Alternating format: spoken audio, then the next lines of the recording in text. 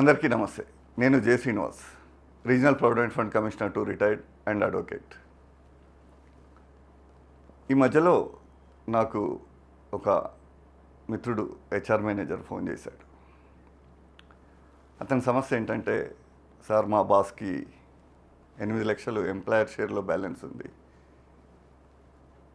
అతని మదర్కి cancer treatment గురించి డబ్బులు అవసరం ఉంది, కానీ విడ్రా చేయడానికి ఇల్నెస్ పెడితే 5,000 10,000కు మించి రావట్లేదు, కానీ అతనికి అత్యవసరం ఉంది, దీన్ని ఎలా విడ్రా చేసుకోవచ్చు అని అడగడం జరిగింది.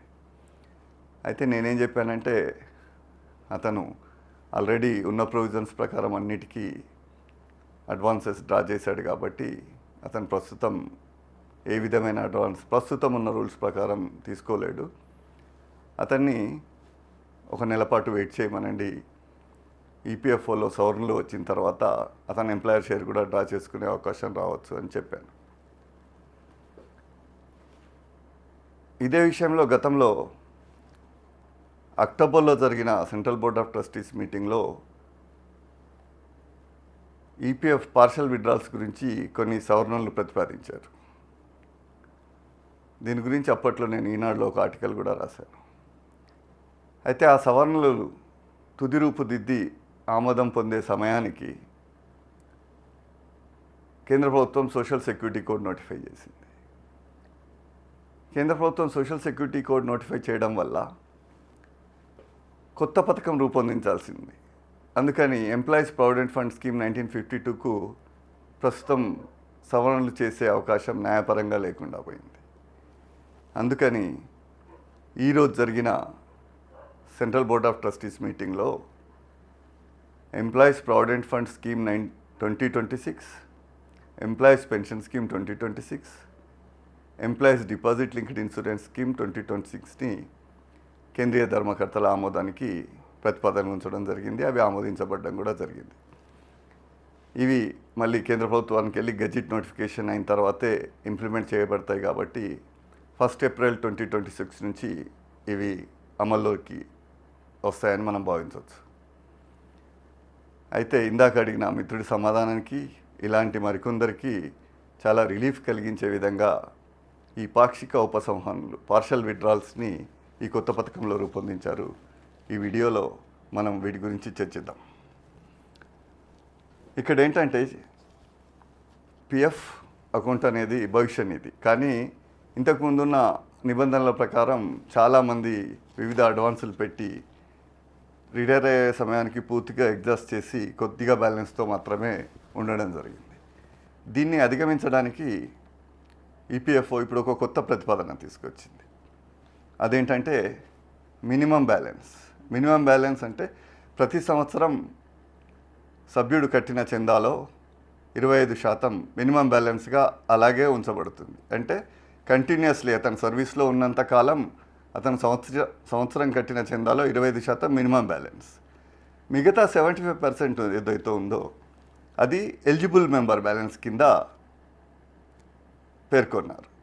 ఇప్పుడు ఏంటంటే, ఏ అడ్వాన్స్ తీసుకున్నా, ఏ విడ్రాల్ తీసుకున్నా ఎక్సెప్ట్ ఫైనల్ విడ్రాయల్, ఈ ఎలిజిబుల్ మెంబర్ బ్యాలెన్స్ నుంచే మెంబర్ అడ్వాన్స్ తీసుకునే అవకాశం ఉంది.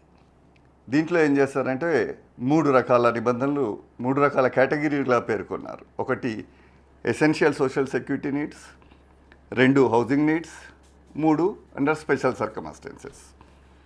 ఈ ఎసెన్షియల్ సోషల్ సెక్యూరిటీ నీడ్స్లో ఏం పేర్కొన్నారంటే ఇల్నెస్, ఎడ్యుకేషన్ అండ్ మ్యారేజ్. అయితే ఈ 3 కేటగిరీలో ఉన్న లోన్లు అంటే అడ్వాన్స్లు, నాన్ రిఫండబుల్ అడ్వాన్స్. ఈ పాక్షిక ఉపసంహరణలు 12 నెలల సర్వీసు ఉన్నవారికే అర్హత ఉంటుంది. అంటే ఏ అడ్వాన్స్ తీసుకోవాలన్నా ఒక సభ్యుడు కనీసం 12 నెలల సర్వీసు పూర్తి చేయాల్సి ఉంటుంది. అది మొదటి నిబంధన. ఇంకా ఇల్నెస్కు వాళ్ళు ఇచ్చే ఉపసంహరణ పరిమితి ఏంటంటే 100% ఆఫ్ ఎలిజిబుల్ మెంబర్ బ్యాలెన్స్.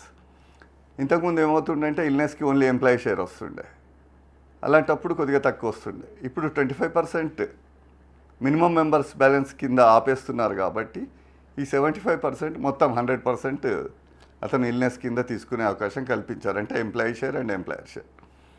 ఇది ఒక ఆర్థిక సంవత్సరంలో 3 సార్లు తీసుకోవచ్చు.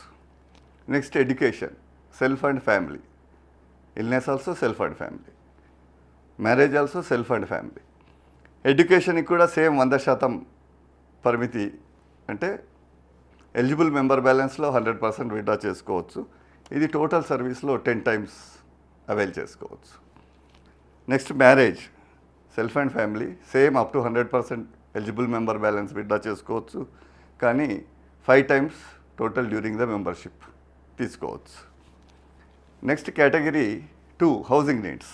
దీంట్లో ఏం చేశారంటే purchase of flat, house or site for construction of house, లేదంటే కన్స్ట్రక్షన్ ఆఫ్ హౌస్, లేదంటే repayment of housing loan from financial institutions, addition and alterations. దీనికి కూడా మొత్తం 100% ఎలిజిబుల్ మెంబర్ బ్యాలెన్స్ నుంచి విత్డ్రా చేసుకోవచ్చు. అయితే ఇది సర్వీస్లో మొత్తానికి 5 సార్లు మాత్రం ఉపయోగించుకోవచ్చు. కేటగిరీ 3లో స్పెషల్ సర్కమ్స్టాన్సెస్, అంటే మీరు ఏ విధమైన రీజన్స్ అసైన్ చేయకుండా తీసుకోవచ్చు. ఇలాంటిది కూడా 100% విత్డ్రా చేసుకోవచ్చు. ఇది ఒక ఆర్థిక సంవత్సరంలో 2 సార్లు విత్డ్రా చేసుకునే అవకాశం ఉంది. ఇంకొక విషయం ఏంటంటే ఎవరైనా మెంబర్ 12 నెలల సర్వీస్కు ముందే అతను ఉద్యోగం మానేస్తే అలాంటి వారు కూడా ఈ అడ్వాన్సులు ఉపయోగించుకోవచ్చు. అంటే సర్వీస్లో లేకున్నా కానీ ఈ అవకాశం ఉపయోగించుకోవచ్చు. ఇక్కడ మనం గమనించాల్సిన విషయం ఏంటంటే ఒకసారి 100% బ్యాలెన్స్ ఒక ఫైనాన్షియల్ ఇయర్లో తీసుకుంటే ఇంకా తర్వాత ఉండేది చాలా తక్కువే ఉంటుంది. కాబట్టి రెండోసారి తీసుకోవడం వల్ల పెద్ద ప్రయోజనం ఉండకపోవచ్చు.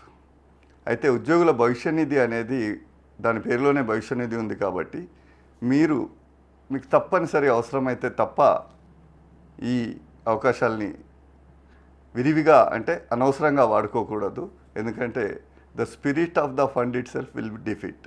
కాబట్టి నా విజ్ఞప్తి ఏంటంటే మీకు ఇప్పుడు మంచి సౌకర్యం ఇచ్చింది, కానీ దాన్ని అనవసరంగా దుర్వినియోగం చేయకుండా ఉంటే ఈ పథకం యొక్క ఉద్దేశం నెరవేరుతుంది. అందరికీ ధన్యవాదాలు. ఛానల్ సబ్స్క్రైబ్ చేస్తూ ఉండండి, ఎందుకంటే కొత్తగా వచ్చిన employees pension scheme 2026, employees deposit linked insurance 2026, employees provident fund scheme 2026 గురించి మరిన్ని వీడియోలు వచ్చే అవకాశం ఉంది. Thank you.